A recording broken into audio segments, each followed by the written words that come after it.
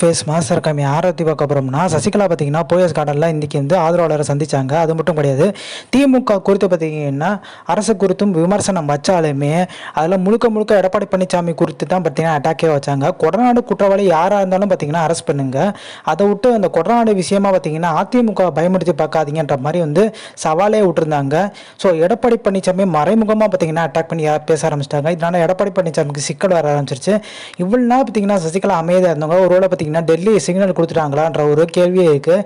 எடப்பாடி பழனிசாமி பார்த்தீங்கன்னா அந்த இடைத்தேர்தலை வந்து விக்கிரவாண்டி இடைத்தேர்தலை போட்டியாததுக்கு முக்கியமான காரணம் பின்னாடியில் டெல்லி மேலிடம் பார்த்தீங்கன்னா ஒரு எச்சரிக்கை விடுத்து தான் அவர் வந்து பெரிய லெவலில் புறக்கணிச்சிடார். அந்த மாதிரி ஒரு பேச்சுக்கணும் அடிபட்டுச்சு. ஒருவேளை சசிகலாவுக்கு பார்த்தீங்கன்னா டெல்லி மேடம் வந்து ஒரு பச்சை கொடி காமிச்சிட்டாங்களோ, அதனால வேகமாக செயல்படுறாங்களான்ற ஒரு கேள்வி இருக்குது.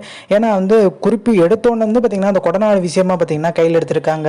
ஸோ கொடநாடு பயமுறுத்தினா கண்டிப்பாக எடப்பாடி பழனிசாமி நம்மகிட்ட பணிஞ்சு போயிடுவான்ற மாதிரி ஒரு பிளானே போட்டு வச்சிருக்காங்கன்ற மாதிரி ஒரு விஷயமுமே அதிமுகவில் பேசப்படுது. ஸோ இந்த இன்ஃபர்மேஷன் பிடிச்சா like share subscribe. Thanks for வாட்சிங் திஸ் வீடியோ.